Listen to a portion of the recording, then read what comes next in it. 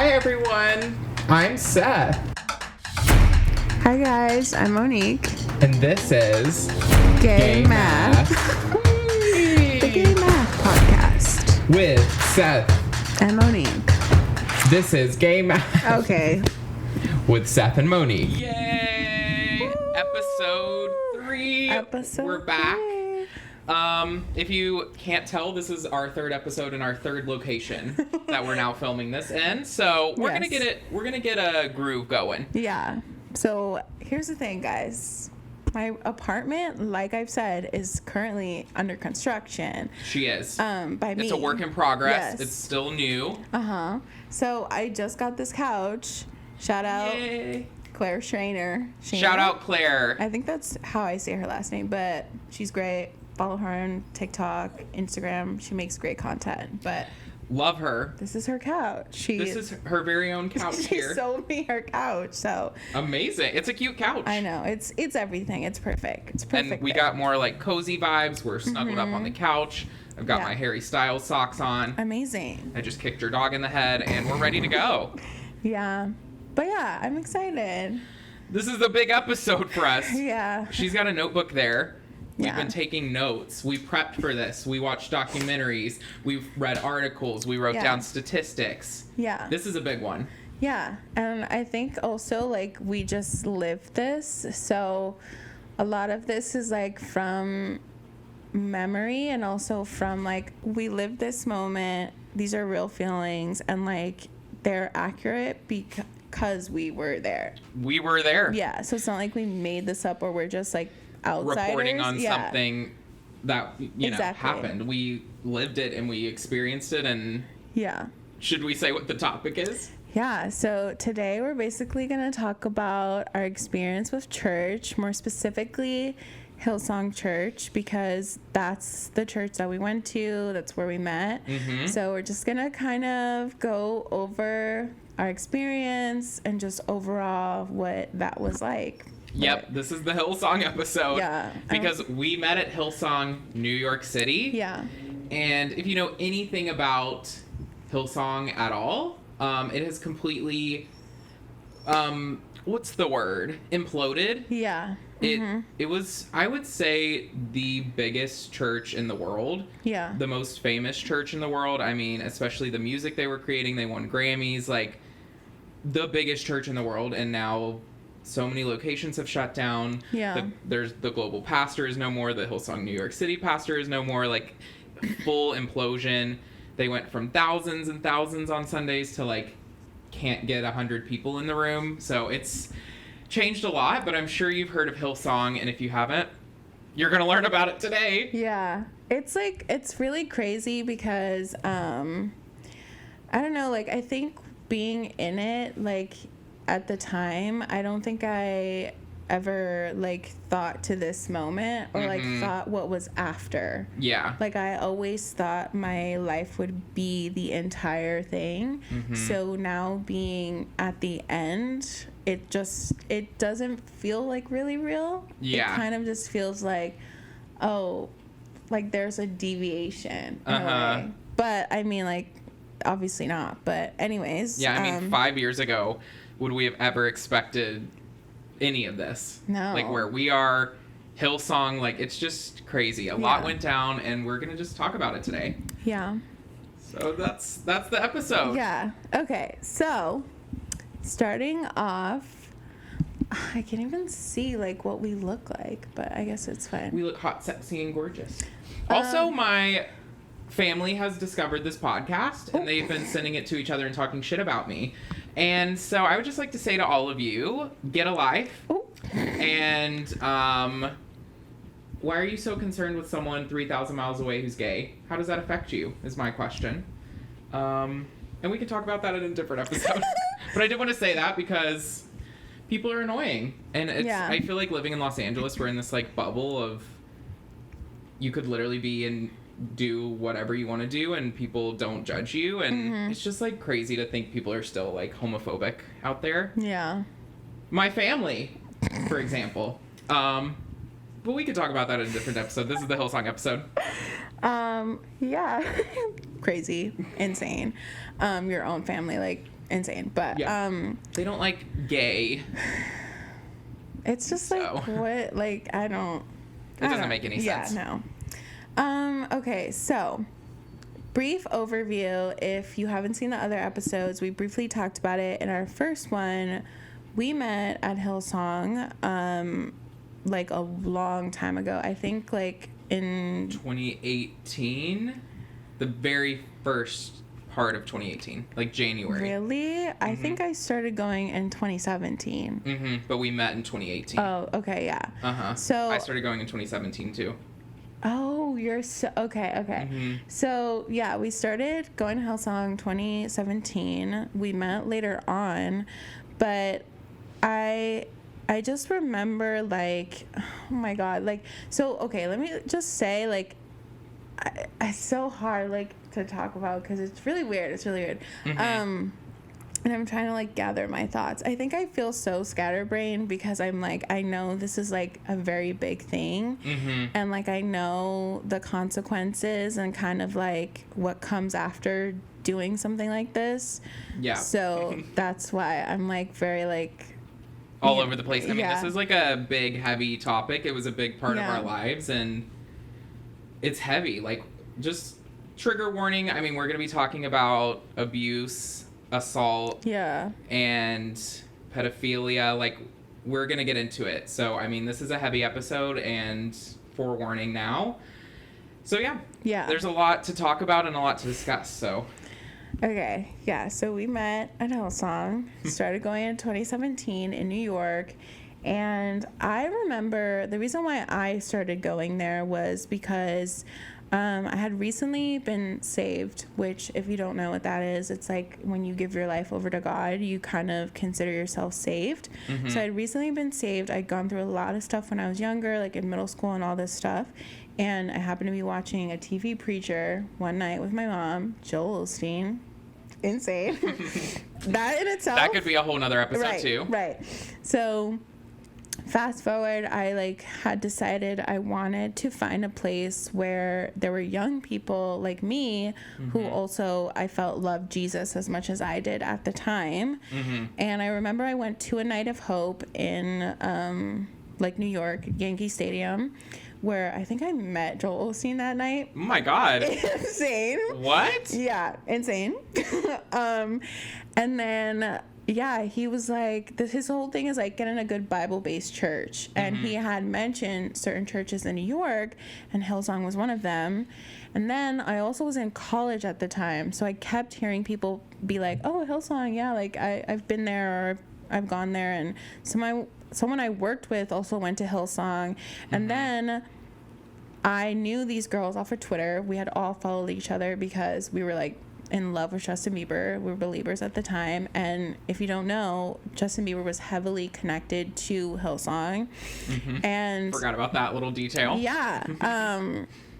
And they were like, oh, like they also lived in the same area. And they were like, oh, we're going to go to Hillsong. Like, we wanted to check it out since, like, you know, like, Justin talks about it or whatever. And then also, I was like, yeah, I've heard so many people talk about it. Like, I'll go. And I remember being like, oh, should I go to the one in New Jersey or the one in New York? And they were like, I won't remember this till the day, like, forever, that they were like, oh, we're going to go to the New York one because that's the one where Carl is. And I was like, I didn't know who Carl was at the time. I didn't understand the importance of Carl Lentz, but they wanted to like see Carl, and I was like, oh, okay. And it was easier to get to the city than it was to go to the New Jersey campus. So yeah, I walked into Hillsong. And the day I walked in 2017 was the day that I was like, oh my God, like I need to be a part of this, like whatever it takes, like. And that day I literally spoke to someone and tried to find out how I could like volunteer and stuff. And that's uncharacteristic for me, especially at the time, because I was like shy, I was scared. And I think also my mom like looked at me and was like, this is like your place, like I feel like this is for you. So that was like confirmation for me that I'm gonna be a part of this for a long time. Right. So, yeah. And I ended up there because, like I said, Hillsong one of the biggest churches in the world. I mean, I grew up in church. My dad was a pastor. Every Sunday we would sing Hillsong songs. Like, Yeah. I grew up knowing Hillsong. If you were in church in any capacity, you knew Hillsong. So when I moved to New York, I knew that they had a campus there, and I was like, that's the first Sunday I moved there. The first Sunday after I moved there, I went to Hillsong. Because I was like, that's where I'm going to go. And so I went by myself. And yeah, like you said, it's just at the time walking into somewhere like that, being in a city I had just moved to, I was 18, I didn't know anyone. And Yeah. I mean, they did what they did well. Yeah. And when you walked in, it was, I mean, there were signs everywhere. What is it? You belong Welcome here. home. Welcome home. Welcome home. Like, they just made you feel so welcome. A million people would come up and talk to you and be like, we're so glad you're here. And then Yeah. Carl would get up on stage and, like, he was so relatable and real, and, like, it just felt just like it did. It felt like home. Yeah. Like, you walked in and they were doing something right. They knew how to, like, get people in and keep them there and build this community. And like you said, like, I was there one Sunday and was like, how can I serve? Yeah. I need to be here. I need to be serving. I want to be on the worship team, because I came from the worship team at my old church. So I was like, this is where I'm going to go. I never went to any other church in New York. I was like, this is Yeah. the place for me. And so, yeah, then I auditioned for choir after being there a few months, because you had to, like, wait for the audition. Yeah. Which, were you at that same audition? I don't know. Was it like, I don't want to say their names, but if we have We can bleep it. Okay. Was it like Yeah, and it was in, like, an old church. Yeah, I think maybe I was there. I think we were at the same one, because Maybe. I started, like, the Sunday after that audition, because I got onto choir, and then I started, like, right after that. It was, like, right at the beginning of 2018. That's so crazy. Yeah. So we both auditioned, apparently at the same night for Yeah. choir, because on the stage they had the FLVs, which were, like, the people with mics, and then in the back they had a group of, like, 20 or so people who were the choir, and so that's what we joined. We Yeah. joined the choir. Yeah, but I think it's so interesting that you mentioned the part of, like, the feeling that you get, because it's like it genuinely is manufactured. Like, I think there are people there that they genuinely, like, love what they're they genuinely love what they're doing, and they genuinely want to be there, and they want to meet people, and they want people to feel welcome. But the whole idea of it is, like, to bring people in, and, like, Yeah.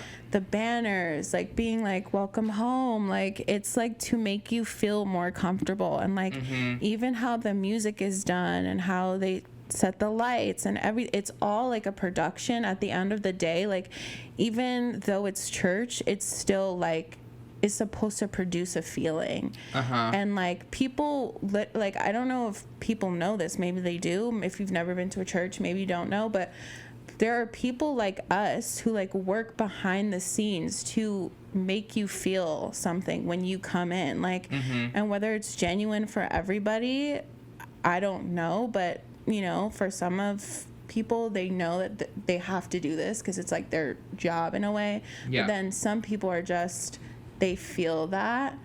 But it's also a fine line between, like, whether or not, like, I'm doing this because I feel it in here, Yeah. or I'm doing it because I'm a part of this and I have to make it, like, happen. Yeah. You know, it's so. a weird, because, yeah, like you said, it is manufactured. Like, a lot of that is, and I talked about the choir being on stage. Yeah. That was to further enhance, like, the excitement. We were told to, like, really project and Yeah. worship really big and, like, sing really loud and get emotional, and we were taught these things to elicit a response from people in the crowd. And like you said, the lights, there's literal scientific facts that, like, certain chord progressions will elicit emotional responses from people, and they would play the same chord progressions. The lights were down, like, they would have these moments. And yeah, like you said, it's some people, maybe it was genuine, but all of it, we would get there at 7 a.m. We'd be there hours before people would set up. Like, all of it was a production.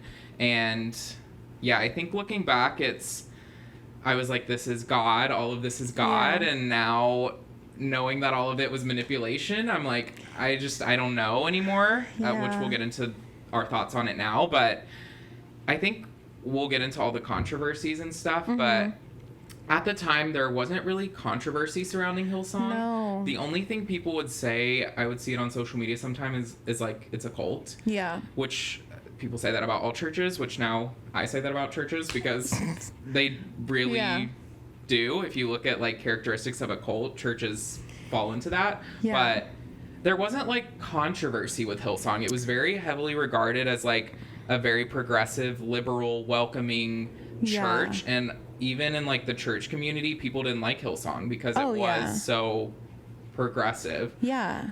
I mean, I think even my dad, like when I first started going to Hillsong, sorry, I'm trying not to touch this too much, but even when I first started going to Hillsong, my dad was like, is it a cult? And I was like, no, Dad, it's just Christianity. Like, that's literally it's just a bunch of Christians singing songs together. No cult. Yeah.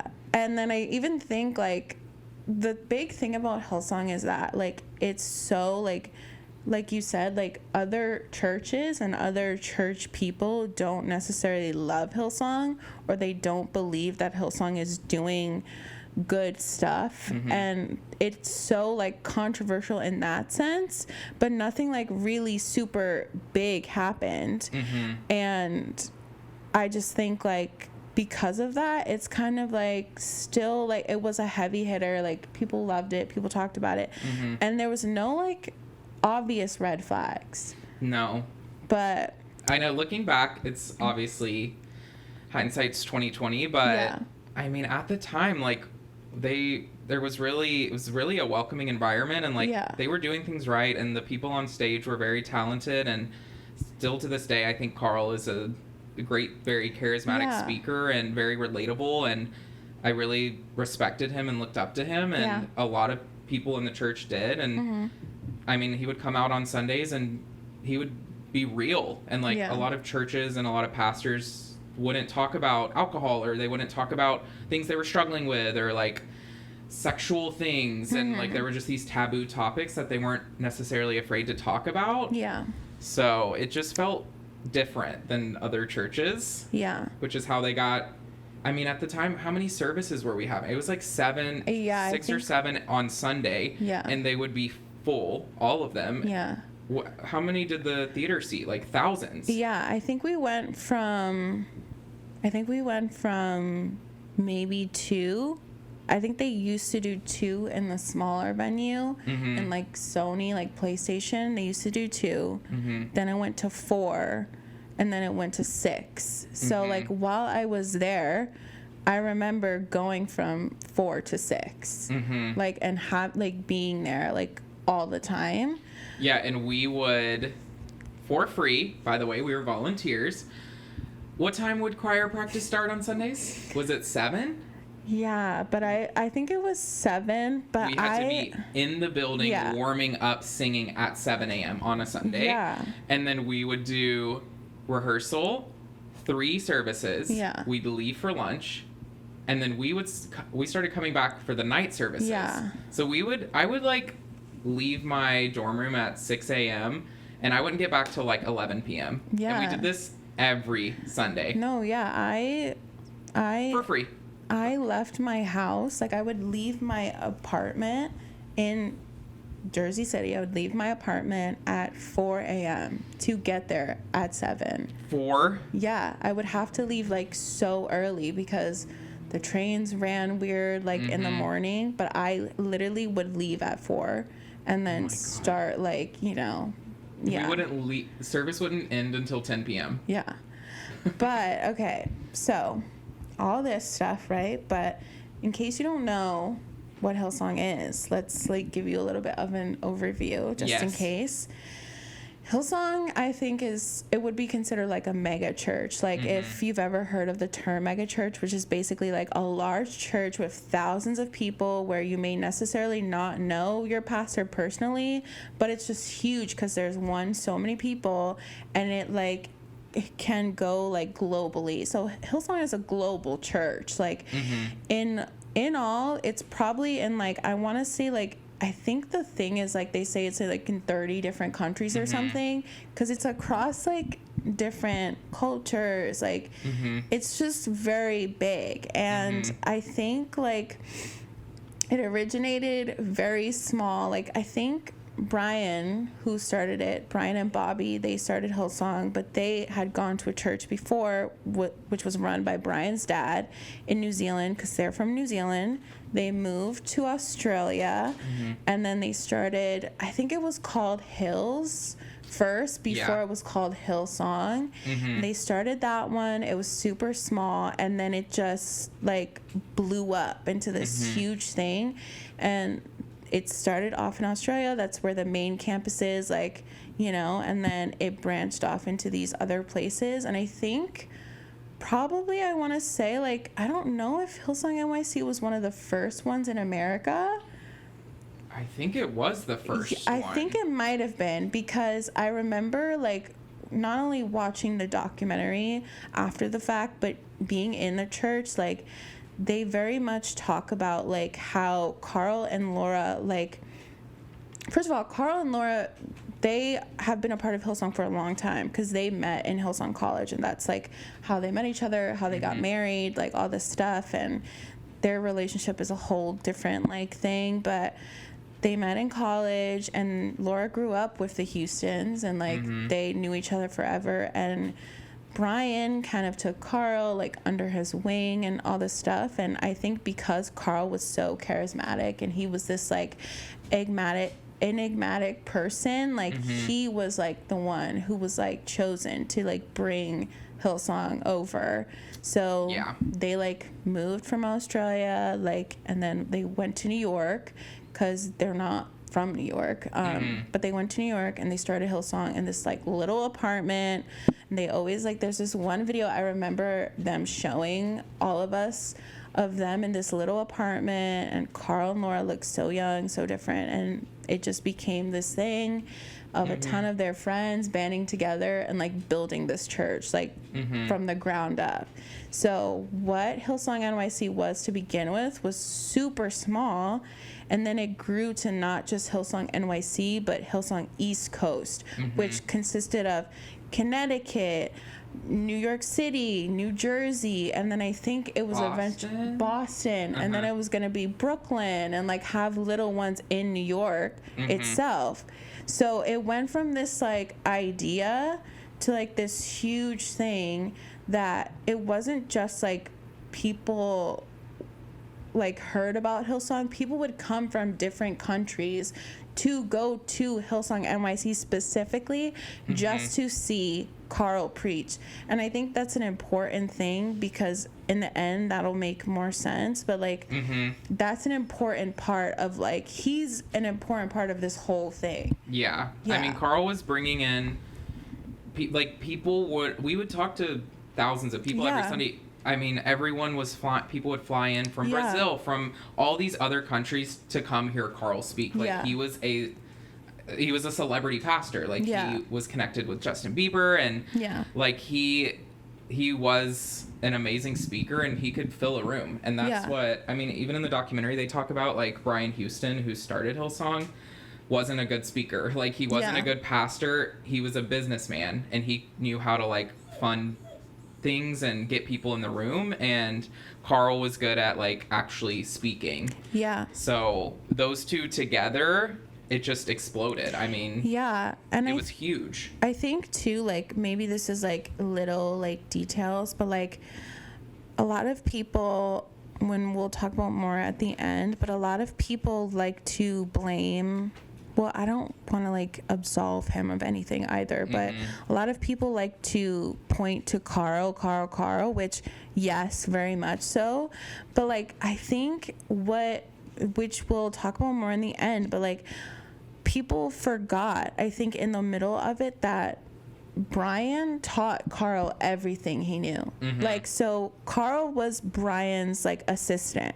So, like, if you're somebody's assistant, like, where do you think you're, like, learning it from? Like, where do you think you're getting it from? Like, if you've been following around this one man, like, your entire time, and you're, like, his go-to guy, like, it came from somewhere. You know. And Carl was he was like the little dance monkey. Like, I know there were that, just a lot of people behind the scenes telling him what to do, and like he was kind of the face of Hillsong New York City. So like he would get people in the door, but like he wasn't necessarily making decisions. Like everything that he did would have to go through Brian. Brian would tell him things, leadership would tell him things, and like we'll get into, he took the fall for it at first, like when everything started happening, because he was like the scapegoat, the poster child of it. And yeah, like you said, he learned everything from Brian. Brian was in his ear telling him things. But you know what's interesting too, like I think in a way that's true, but in a way it's not, because okay, so for like let's talk about like what we did there, and then we can get into the downfall of the controversies and everything. But to Seth's point, like when everything happened, there was a call that we all got on, and it was just like Brian said a couple things that I can remember very clearly. So, I mean, we'll talk about that in a second. But, okay, so Hillsong, super, like, small, grew so much. They never had, like, a specific building. So it, like, kind of went from, like, PlayStation Theater and, like, you know, in the middle of Times Square to, like, you know, was it Hammerstein Ballroom, like, which is right by, like, Madison Square Garden, like, and these things, like, are big. They're big venues in New York. And like Carl would always talk about how, like, you know what, there was like a party here last night, or there was like a pride event here last night, and we're here like having church, or like people were in here like in a club the other night, or like fashion week or whatever, and now we're having church. And that was like a big thing that we would like, he would always like talk about, which I guess in the moment is kind of like cool how it could have existed like within the life of the city, but still at the same time was like very, you know, its own thing, but whatever.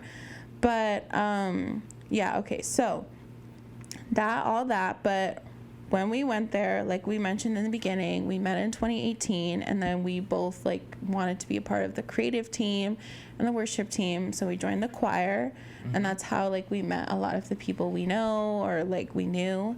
And that's how we like made most of our friends, because like the choir in a way I feel like was very like, not like outcasted, but in a way it was. Definitely. It attracted a certain type of person, and it felt a little bit removed. Like, especially being in something creative, it lends itself to more gay people and more like creatives and more. So it felt like a little bit of a bubble, and our friend was over choir and we were very close with her. So to see things happening behind the scene, like leadership didn't take it seriously.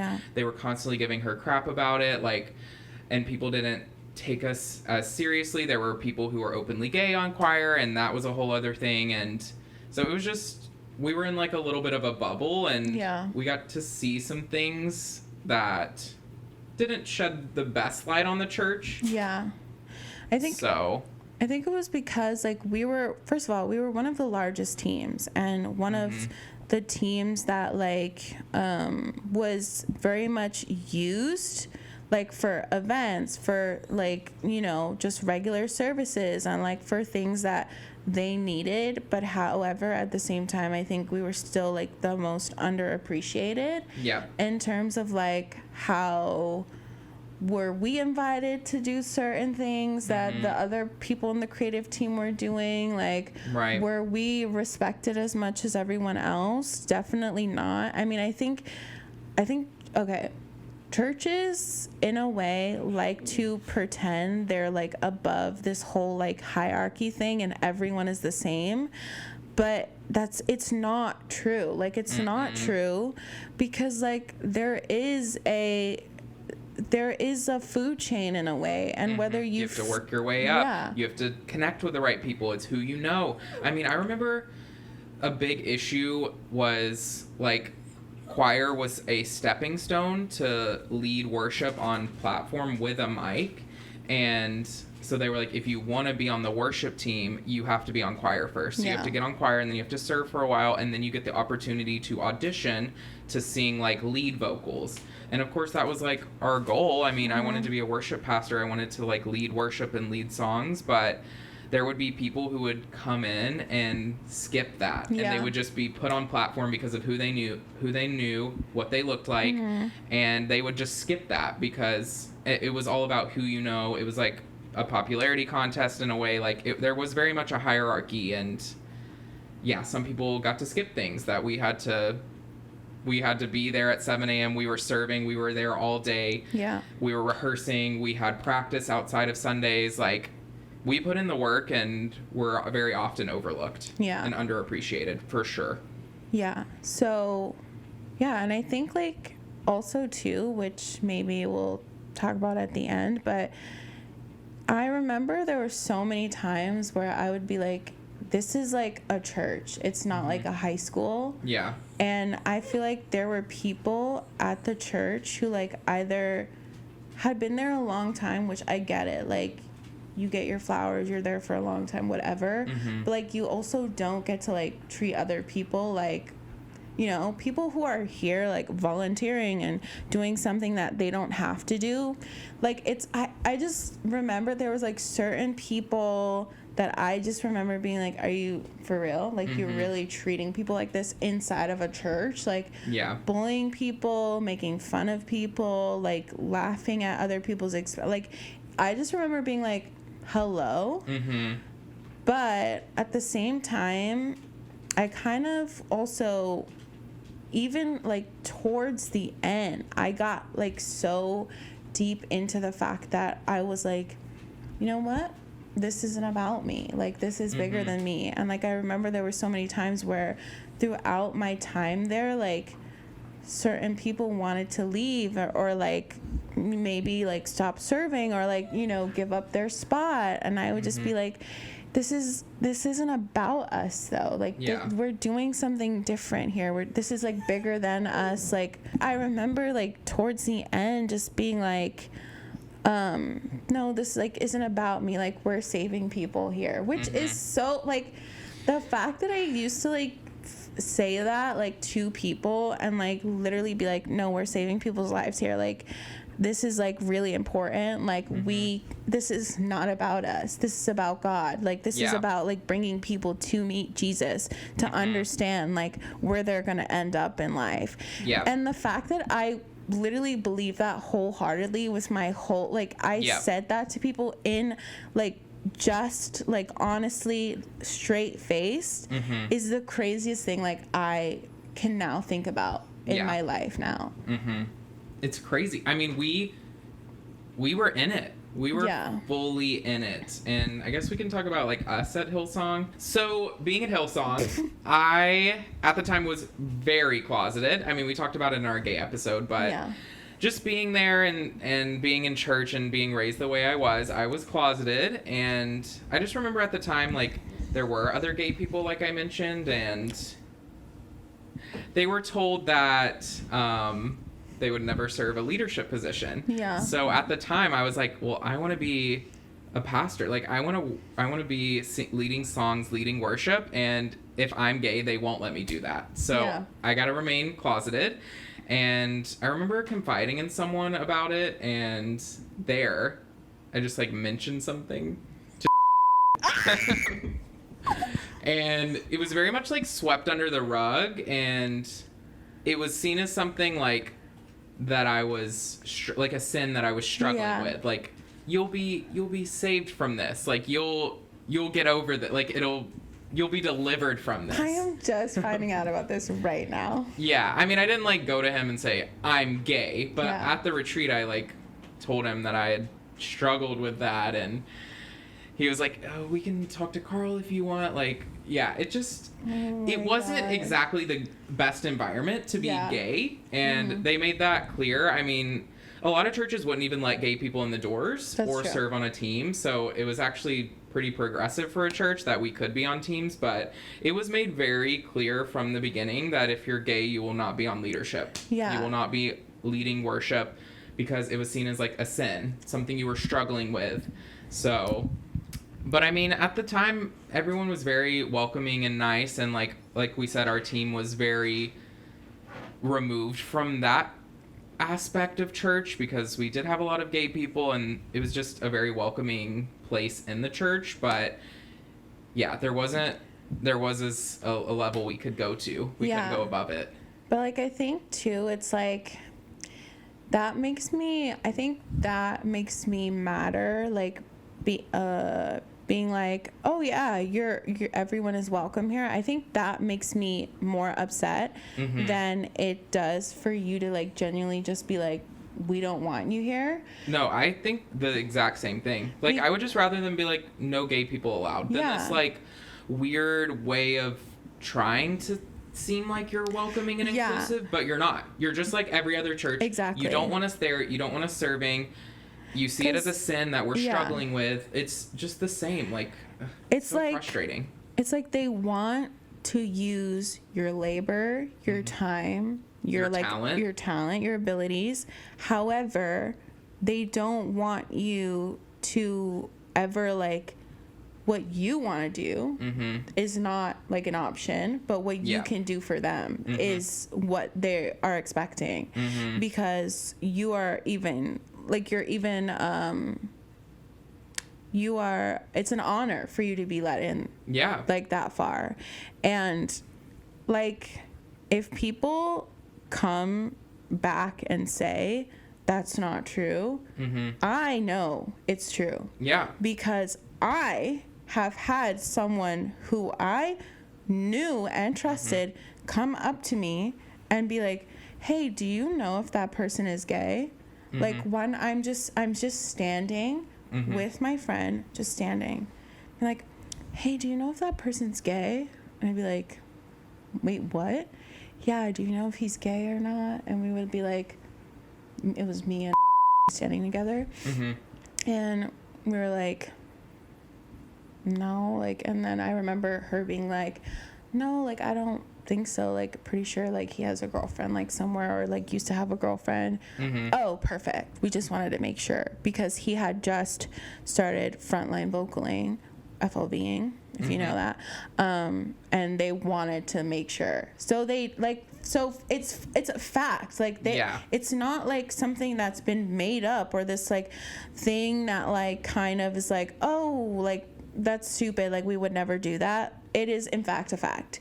And I remember like other gay people in Hillsong, and also at the time I wasn't aware that I was queer, so I was very deep in the church. So I was like the best person that you could get, like to be a part of a church, because one, I was vulnerable, I was lonely, I had no friends, like I was scared, I just like was suicidal, I had depression, anxiety, I wasn't getting treated for anything at the time. So I was the best candidate to be a part of this church, like to be a part of any church, because those people are who they look for. But yeah, like I remember like just there was another person being like, oh yeah, like I'm gonna have a meeting with Carl, and I was like, about what? And he was like, oh, he really wants to figure out a way to like bridge the gap for like gay people in the church, which I was shocked about, because that wouldn't normally happen. So I think that even I was like, oh wow, okay, oh my god, like that's really awesome, that's cool. And it was like him and a bunch of other gay men in the church like going to meet with Carl, talking about like what's it like being gay, and like he was like very like much like, yeah, it was so great, like he's really open, he wants to figure out what, like, and that like is one of the moments where I kind of thought this is like maybe a little bit different, and we'll get into that even more like later, a little bit later, but that was one moment where I was like, interesting, because if you go back in Hillsong like history and you listen to like Brian talk about it, or even Carl at the time when he's next to Brian, or like doing interviews, like he very much says, and they both very much say, we believe what the Bible says. Man and a woman, marriages between them, and first of all, that's not true. That's not a fact. The Bible doesn't say anything about homosexuality. That's a lie that's been made up and was translated wrong. Yep. Just so everyone knows. Yeah. It's not in the Bible. No, fully not in the Bible, by the way. But yeah, so they consistently over periods of time would say, like, we believe what the Bible says. Mm-hmm. But that moment when I heard that, I remember being like, that's different. Mm-hmm. And that'll play in later. But yeah, I think that ties in with the, like, they want to appear welcoming. Yeah. They want to appear. And they talked about that in the documentary, too. That lady was like, you know, Carl we'll get into it, like, during Black Lives Matter, he, like, brought a bunch of us in and talked about, like, it just is this way of, like, wanting to seem inclusive, but I don't necessarily know that it was the best intentions behind it. But yeah, at the time it was like, oh, that's kind of, that's cool. That's not what other churches are doing. Yeah. That's for sure. And, okay, so Seth talked about how he was, like, in choir and stuff, but Seth, like... And then I left. Yeah, Seth left me. I was at Hillsong for a year, so I lived in New York for a year, so I was there for a year. I served on choir for about 6 months, and then I moved away. You kept going. Yeah, so I was at Hillsong for probably, like, I want to say 5 years. Mm-hmm. That's a very long time. Yeah. Like half a decade. Yeah. So I was there for 5 years. So not only did I do, like, and this is also, this is not like an expose. I'm not, like, coming out, like whatever. Mm-hmm. I'm saying what I have to say, my piece, like, whatever. Yeah, that's important. We're not, like... Yeah, we're just sharing our experience and what's happened in Hillsong. We're just talking about literally what happened and what happened to us, and we're allowed to share our experience. Yeah, so... Because I was there for so long and I know how the church operates, I think it does scare me because, like, people love to pretend like if you do something different, you won't be, like, outcasted or whatever, but you will. Mm-hmm. You will. And people will talk about you and people will, like, it's very scary, but... So I was, so I just want to, like, this is my thing, okay? Mm-hmm. So I was there for 5 years, or 4 to 5 years, and I was not only in choir, but I got my best friend, she was, like, over the choir, so I was, like, really one-on-one with her, like, just hanging out with her, like, you know, talking about choir stuff, which I kind of felt like I was, like, a part of, like, the leadership team in choir, but I, like, literally wasn't. But everyone would, like, come to me and, like, ask me questions. Like, if she wasn't there, they'd be like, oh, Monique, like, what's going on today or whatever. And I'm like, girl, I'm not leading this, but I do know the answer. Yeah. I know the answers. Yeah. So I was there doing that. And then I also was a youth leader. So... I had my own, like, group of kids that I was, like, responsible for, and I think I became a youth leader because I kind of, like, always had seen I'd always seen the youth group, but I remember when I first started going, like, very first time, how I, like started talking to people sometimes, or at one point was that another girl had, like, brought me in and she was like, hey, like, is this your first time? She just randomly started talking to me, and if it wasn't for her, I wouldn't have, like, started talking to other people or making friends or whatever, besides in the youth sense, because I met so many of the youth people, and then I would just see them every Sunday and be like, oh my god, I feel like they look like they're having fun, like, whatever. So then I was like, you know what, maybe I'll be a youth leader. So there was 2 different branches. It was, like, young adults and then younger kids, and I was, like, with the younger kids, not, like, elementary, but, like, middle school kids. So I did that, and then also I was, like, I was on the business team, kind of like the business team intern, which doesn't make any sense because it wasn't a real thing, but basically I went up to one of the pastors who did the business stuff for the side of the church, and I was going to school at the time, and I was like, hey, like, I really want to, like, be a part of this, like, how do I figure this out? And he was like, oh my god, thank you so much for asking, great question. If you want to be a part of this, you want to do this, talk to my assistant, and you assisting her will like be the best part, and you can grow on this team like in that way. So I like would answer emails. I would like run out and like go do things if we had events that we were doing for like free. Yeah, I would pick stuff up. Like I would go set up events like for all the people who were like paying money to the church to like, you know, make it bigger. Like I set up that event. I like worked that, and then I For free. No paycheck. Yeah, so A full job for free. so yeah, I would like have to. So keep in mind, I'm going to school. I have a regular job. I'm a youth leader. I'm also then answering emails, like going around the city, like to like meetings, because the church wasn't just on Sundays. It was on like Wednesday, Friday. Life group. Yeah. You would have your small groups. Yes. We would have choir practice. Yeah, so I was like doing all these things. So I was spread incredibly thin, but I was a business intern answering emails at home, like by myself. And then also I was on the creative team, but then within youth, I was the hospitality team leader of youth. So when we would put on services, I was the person who was setting up, like putting out the decorations, like taking care of the team, like checking in on everybody. Like I had a group of volunteers that I was caring for because I was the leader. And then I also was a connect group leader. So I had my own small group in my apartment. I was living with my best friend at the time.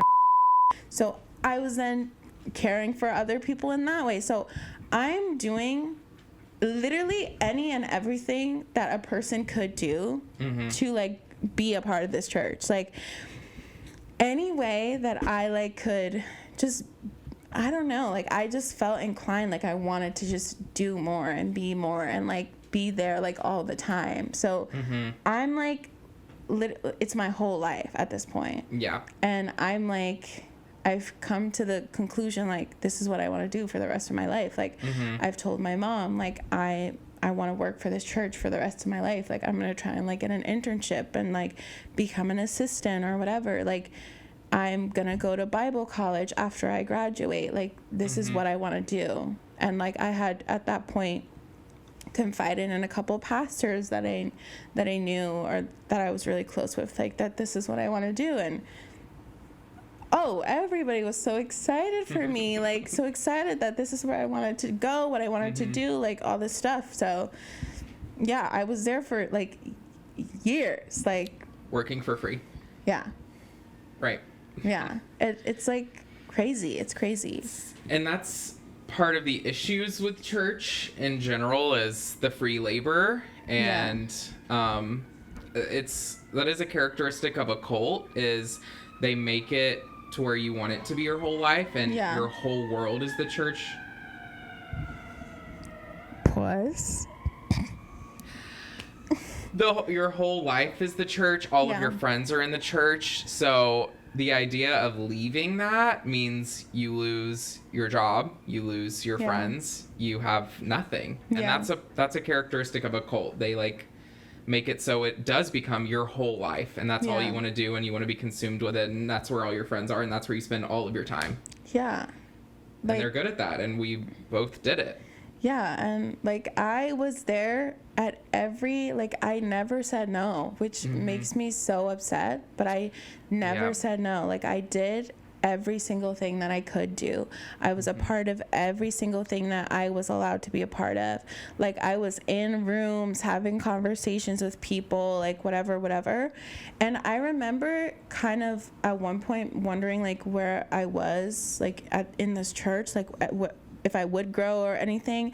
And like literally people being like, no, people like know who you are. Like people are having conversations about you in different rooms. Like people have seen you, they know you, like you just may not hear about it, but you know, people are having conversations about you.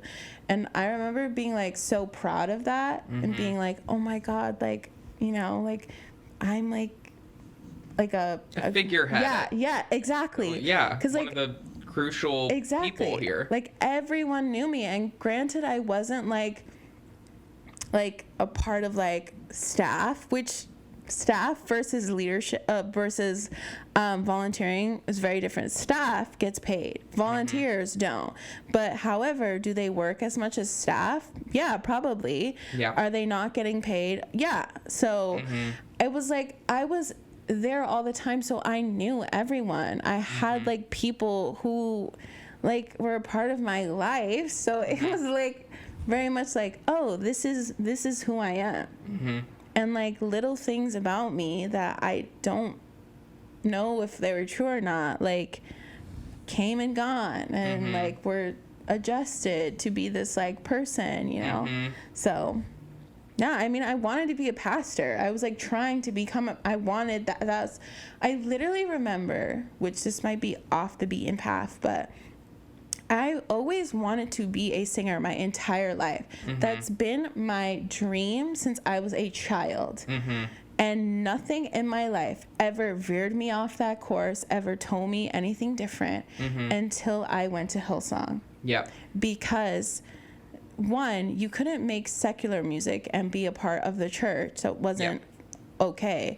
But then also, at the same time, it's like, you shouldn't want to do something for yourself that doesn't lift up the word of God. Yeah. You shouldn't be so proud that you feel like you should be allowed to you be famous and not talk about God. Like everything you have to do is not for you, it's for God. Yeah. And so if you want to be a singer, you have to be a worship pastor. Yeah. You can't make your own music and become famous that way, because that would be selfish. It's selfish. It's self-serving. It's like... It's not honoring God. No. And it's like, it's bad and it's wrong. And it's like, you don't matter. Yeah. What you're doing doesn't matter. What you do for God is what matters. Yeah. Your talent is not yours. No, it's God's. No, God gave it to you. It belongs to him because you are his child. Yeah. So you have to edify him. You have to give your life for what he gave to you. Yeah. And if you don't, you're selfish. And it's wrong for you to want anything for yourself. Yep. Or to lift yourself up any higher than what God should be. Yep. So, like, I remember the night that I thought this was a problem, because I wanted this, that it was a problem in me. That you were selfish. Yes. That you weren't honoring God. Yes. Because you wanted to have a singing career. Yes. And I was like, I have to let this go. And if I don't let this go, it's going to plague me and I will never grow. And like in this opportunity in this church, basically, I thought I was horrible.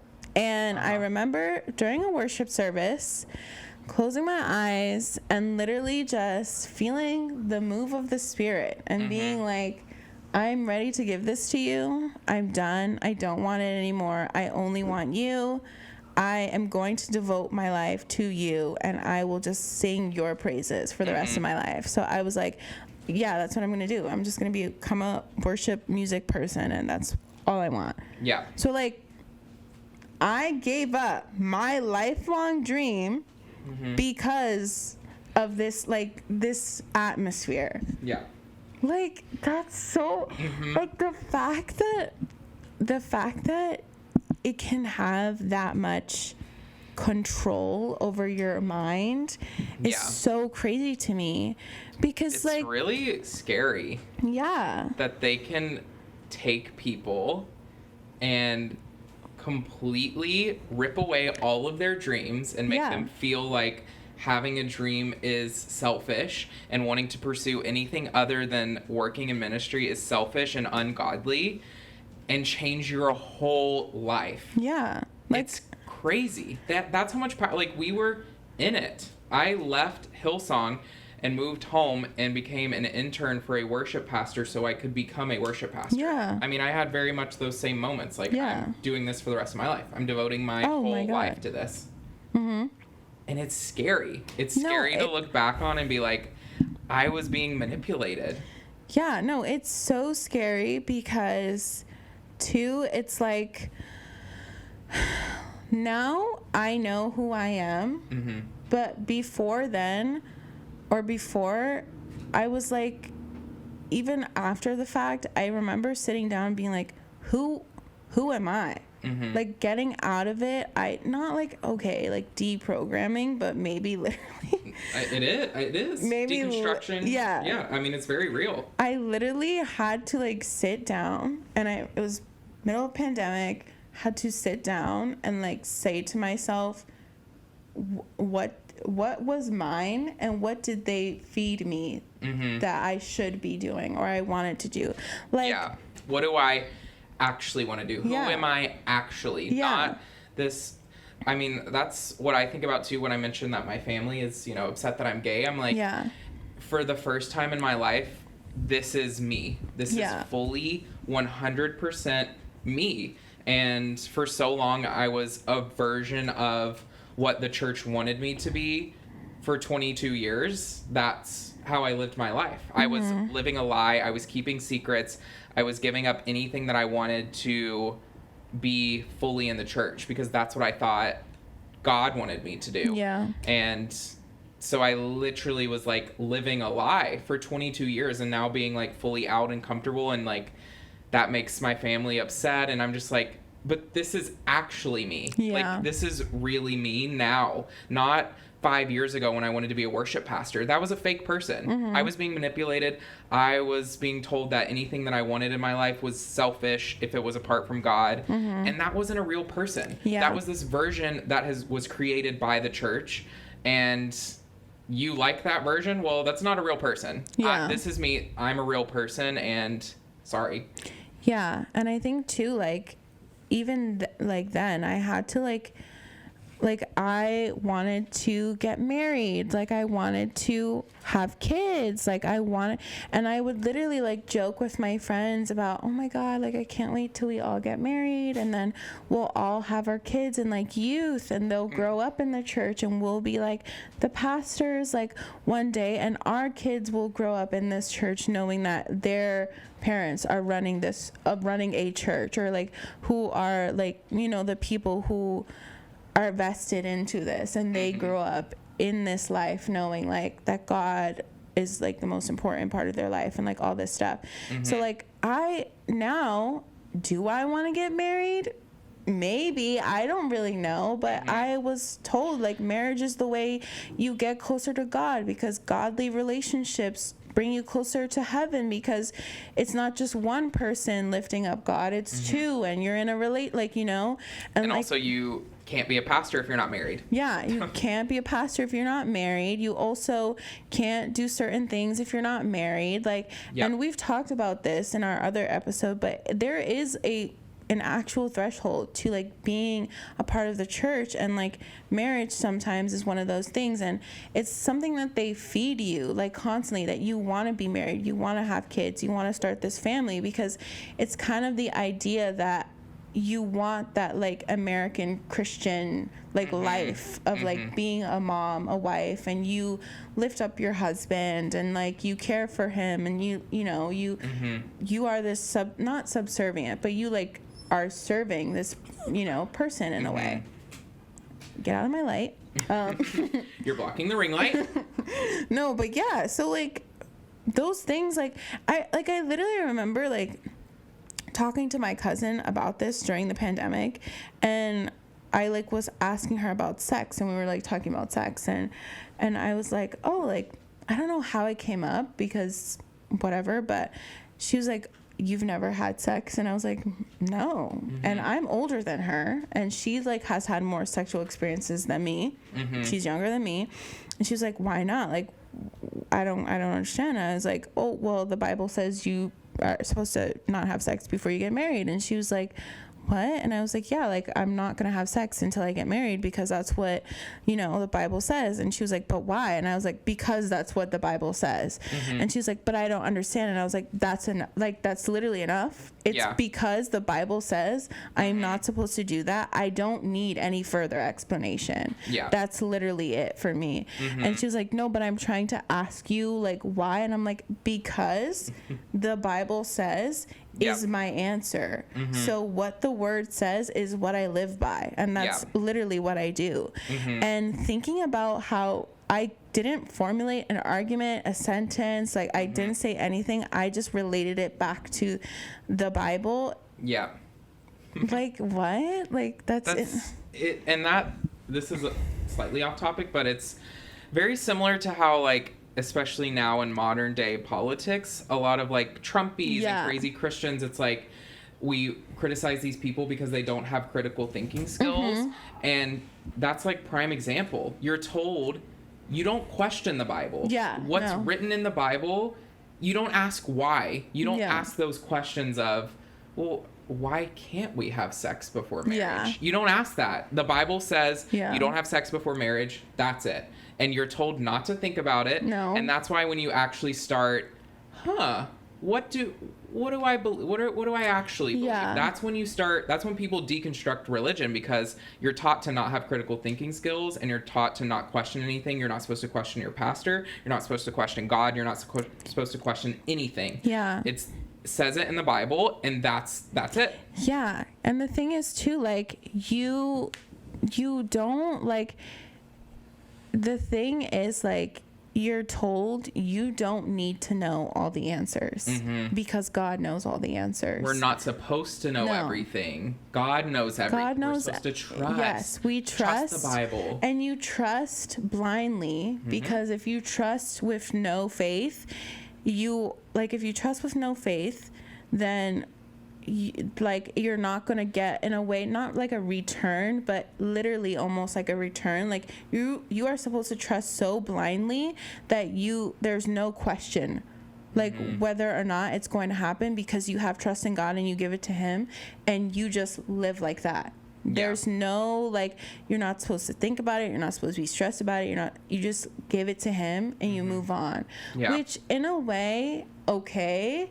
But at the same time, like, I'm just, like, telling people that they're wrong for having maybe some anxiety towards it, or, like, and I get, like, some people, like, being like, yeah, it's natural to have anxiety, but you just give it to Him. I get that, like, okay, but, like, in a way that's, like, kind of, like, you're wrong for, like, being, like, when it's, like, telling people that they're bad for doing something, it crosses the line for me. It's your fault you have anxiety. You haven't given it to God. It's your fault you're gay. That is what I'm talking about. You haven't prayed hard enough. Exactly. It's your fault that you want to have sex before marriage, not a natural human thing to want to have sex and have anxiety that you can't control, or be gay that you can't control. It's your fault. You're not praying hard enough. You're not reading the Bible enough. That is what I'm talking about. So how did we get to this point? Like the downfall of Hillsong. When did you leave? Because I left several years prior. So, if you would like to real time run through this with me. So, in the middle of 2022, or no, not 2022, sorry, in 2020, it was the middle of the pandemic. It just happened. It was, like, literally happening before our eyes. And at the time, I lived in, like, New York basically this whole time, so I was going to Hillsong in person. But 2020, when everything happened, I had moved. So also, I think this adds to my state of mind, and it'll give context to the story. But I had moved upstate New York with my family because my mom and I were fighting. We were doing really bad. And also, that's why I had gone to church too, and also why I was in church. Like, we were talking about how we were in church every day.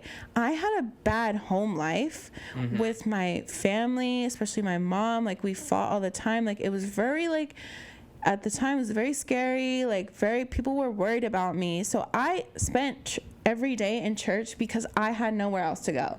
Because I didn't want to be home. I was scared to be at home. And, like, I remember that's why, like, I liked Carl so much, because in his book, he talks about the same thing happening to him. And that's why he was in church all the time. But so I had left New York. I'm with my family in upstate, so I'm isolated in my aunt's house that I'm watching for her, and we're now doing church online. So everything is moved online. And we had gone through months of like listening to Zoom or like being on YouTube live and like commenting, and everybody comment, like get your comments up. We can all chat in the chat. Like, let's all meet for service, like whatever. We're not together. No. We're on the computer. But yeah, so I'm one of the people who's not in New York not because I didn't want to be in New York, but I just couldn't be in New York because it was not good for me. But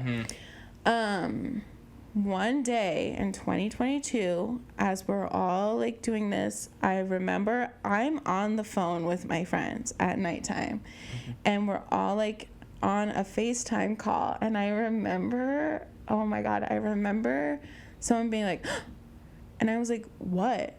Like, and she was like, wait. And I'm like, what are you talking about? Like, what's going on? And she's like gasping, I'm scared. And everybody's on the phone calls like, what's going on? She goes, go check your email. I'm like, what the hell? Just fucking like say what it is. We get an email from Brian Houston, who's the leader of the church at the time. And it's like the global founder of Hillsong. The founder of Hillsong. And he's like, whatever it was, I wish I still had the email, but I have the email.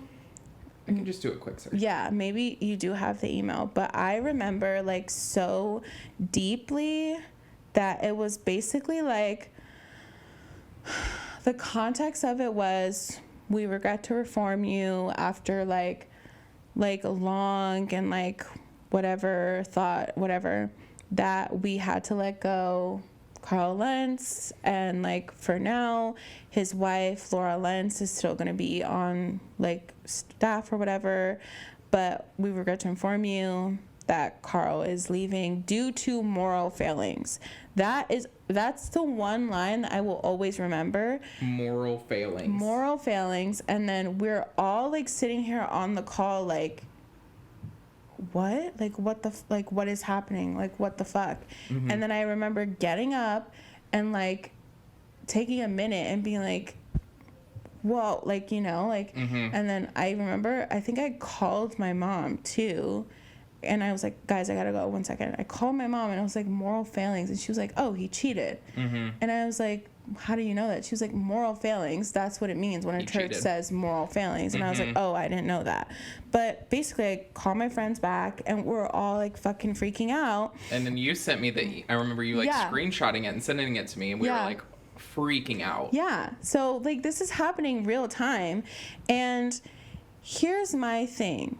Let's talk about the time this is happening. So it's the middle of the pandemic, like I said. 2020. 2020. Full-blown pandemic. Yes. And it's also the middle of the Black Lives Matter movement. And this is important because, and if you watch the documentary, which I think it's on Hulu, that really good one, while Carl was not doing enough, yes, he was not doing enough. And I know he wasn't doing enough because I had a meeting with Carl. And I was a part of a meeting where all like the young Black people, a part of the church, got together and we all talked to Carl about like, and it was a horrible setup. It's horrible how it happened. And he was announced as, where someone's going to join the call. And it was Carl. And I remember him saying stuff and kind of being flippant about like us addressing issues with like Black Lives Matter and just like also being Black in the church, and him kind of being like, oh, like whatever. And I remember leaving that call and being so upset that I had to turn off my camera because I started crying because he made me so fucking upset. Listening to him talk and listening to him be so like flippant about it, I was just like I don't get what you like, I don't understand. But also at the time, after the fact, I remember thinking after that happened, like, first of all, why were you in your car? It was late at night. Where are you calling from? Like, and this plays in later, but so I knew Carl wasn't doing enough. Right. But also it was always more than just Carl, because there's a whole team. Like there's people a part of this. It's like not just Carl.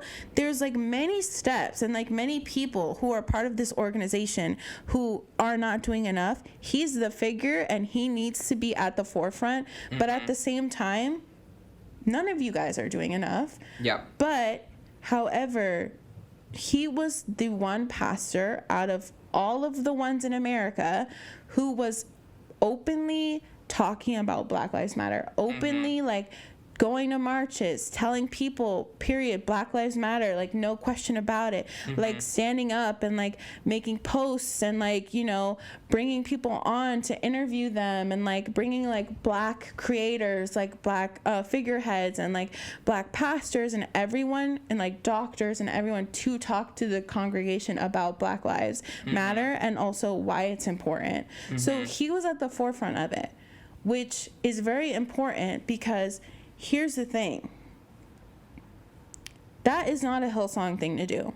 That's very much a Carl Lentz thing to do. Because the larger part of Hillsong had nothing to say. Nothing to say. That was a Carl thing. Because here's the thing about Carl, too.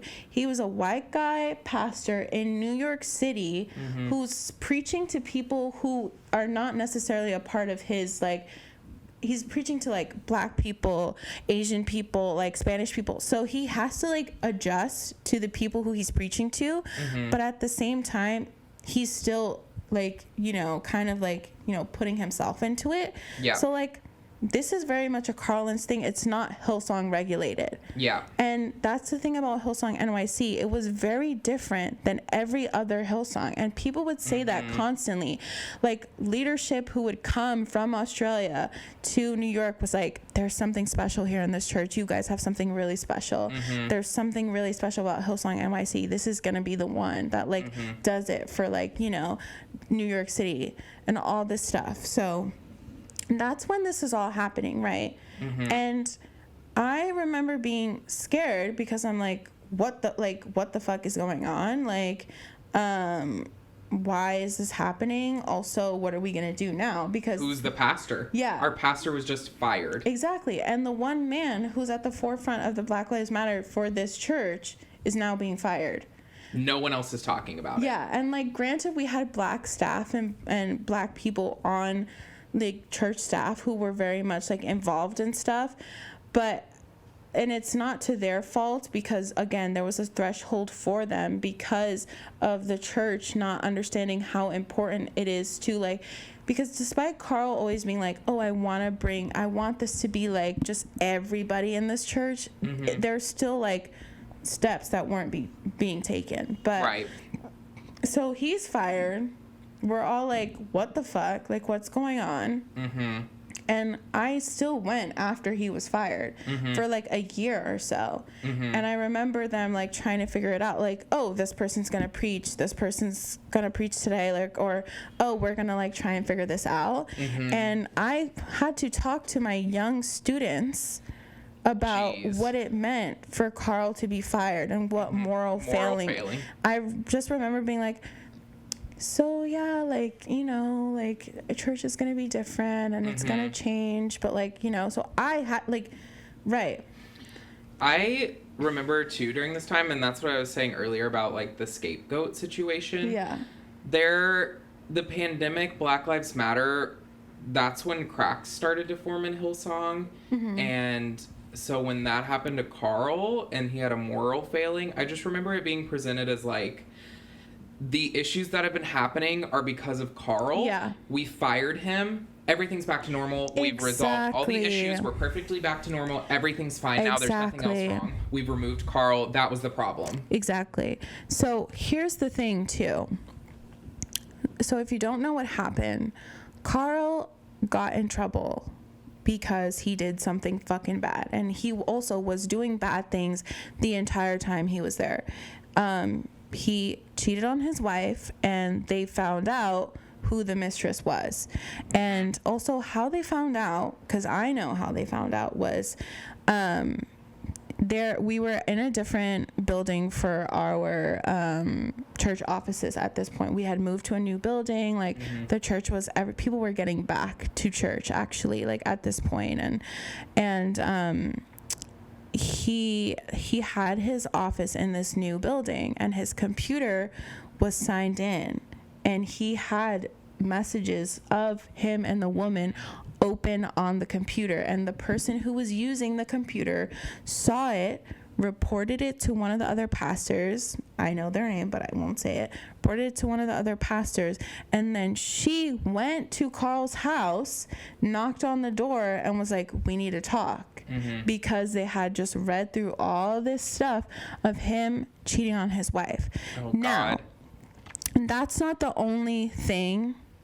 Like, there's other stories and other things of him possibly being with like women in the congregation, and then also just like he's done bad things. And but to your point, we had a call with Brian Houston, the global pastor, like a couple of days later, and he got on the call, and we were all like, a ton of leadership in the church were like, so like he was talking about it, and he had another person on the stream, and I remember them being like, so guys, we're just gonna have this meeting, us together, please don't record this. Somebody recorded it, of course. But Brian was basically talking about Carl, just being like, Carl, like he's always been super hard to work with. Like, Carl is Carl. He does what he wants. Like, he feels like this is his church, and this is not his church. This is not Carl's church. This is Hillsong. And actually, for a long time, you guys haven't been following the Hillsong formula. Every Hillsong you walk into should be the same. And you should be able to walk into a Hillsong and experience the same thing you would at a different one. So this is like a problem we've had. He's a troublemaker. We've had a hard time working with him. He's a narcissistic person, and like I've never enjoyed working with him, and I've had a hard time working with him for years. He said this about the man that he had grown to be this person. He said this about someone who grew up in front of his eyes. He essentially watched Carl grow from a kid who was in college to a grown man who then married a woman who was like his own daughter. So all this stuff is like, where's this coming from? All of a sudden, Carl's sudden switch up. All of a sudden, Carl's horrible to work with. We've always hated him. He's always been really difficult. He's hard to work with. You know, he's really not giving you guys the Hillsong experience. And here's the thing too, other things were happening in Hillsong at the time. Like, I remember there was this one other pastor who had said something about Black Lives Matter that was derogatory at Hillsong London or something, and that was a problem. And what did Carl do? Carl said something about that and was like, that's not okay. He shouldn't have said that. Oh, he's talking about other people, like, you know. So yeah, Carl, still horrible. Still horrible things he did. Still needs to take accountability. Still like bad what he did, absolutely. But at the same time, really crazy. Because here's my thing too.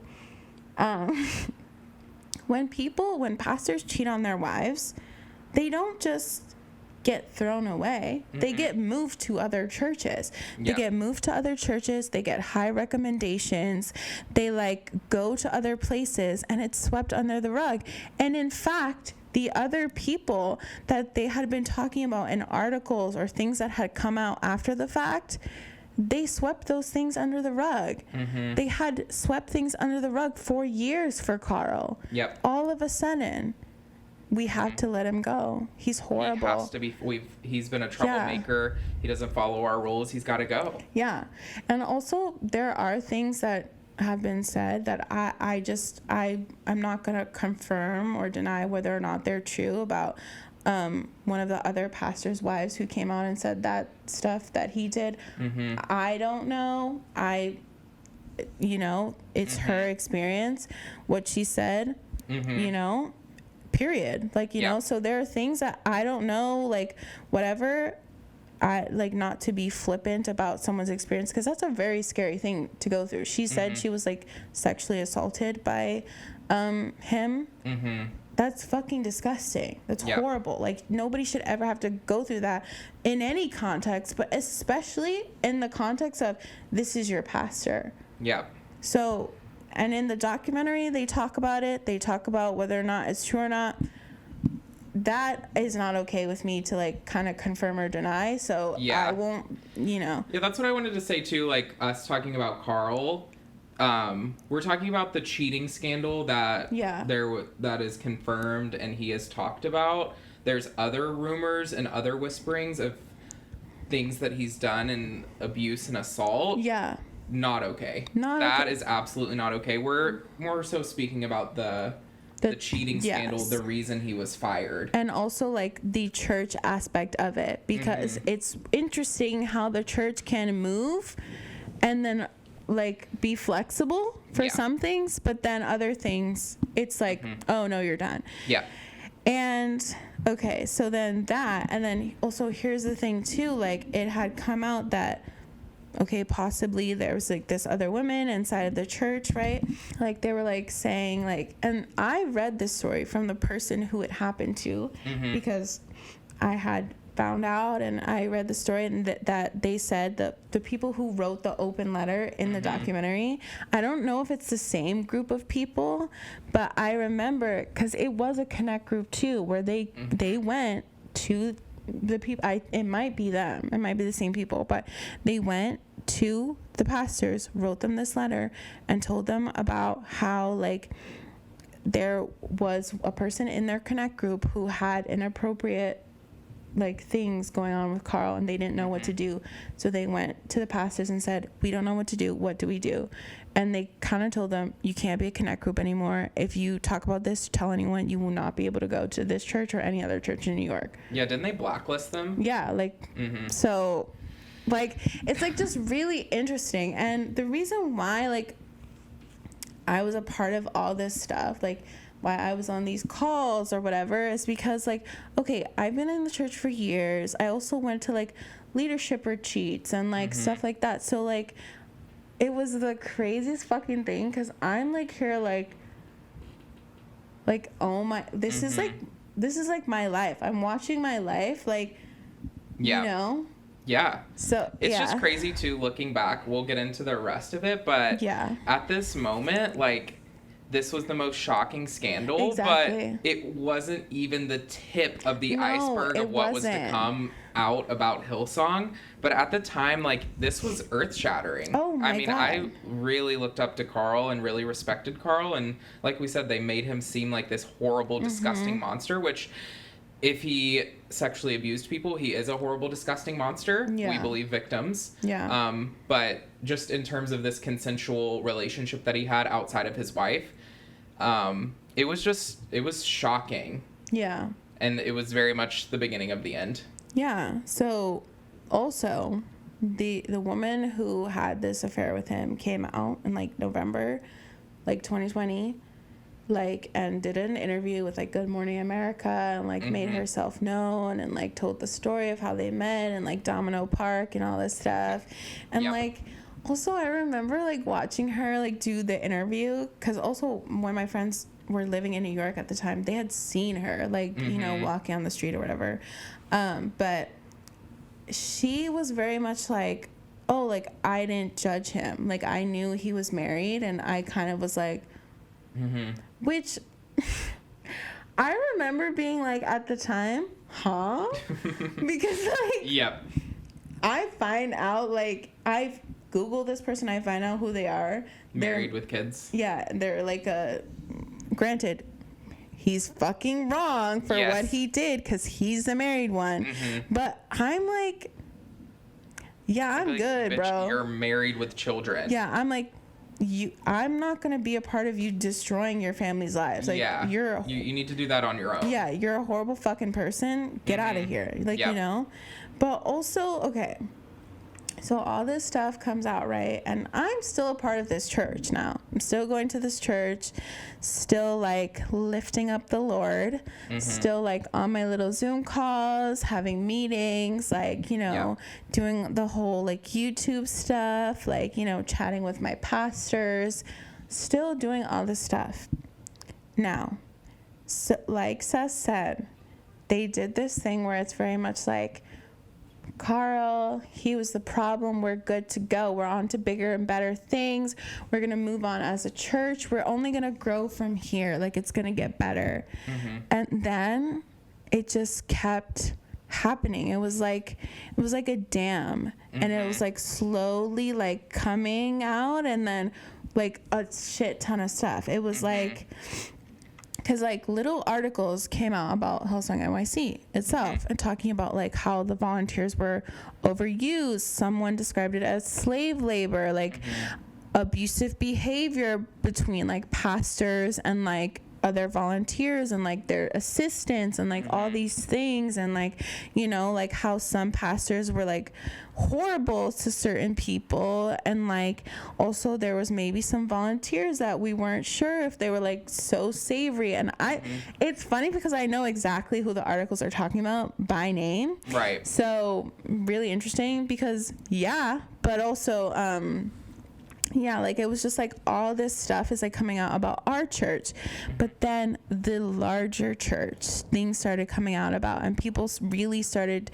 to dig deep into the Hillsong of it all. Hey, what's up, you guys? It's Monique, a half of Gay Math, here to tell you what the tea on this episode is. First, I hope you've enjoyed it. I hope you thought it was great.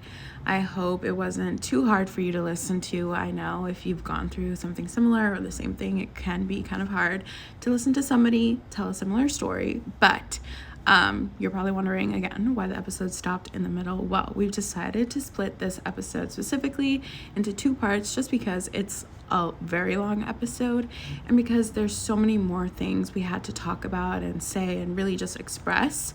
So we decided it would be best to split it in 2, so that way you guys get just a breather in between, because you might need it. But yeah, come back in a couple weeks, 2 weeks in fact, to listen to the next part of the episode, and hopefully by that time you've been refreshed, you feel better.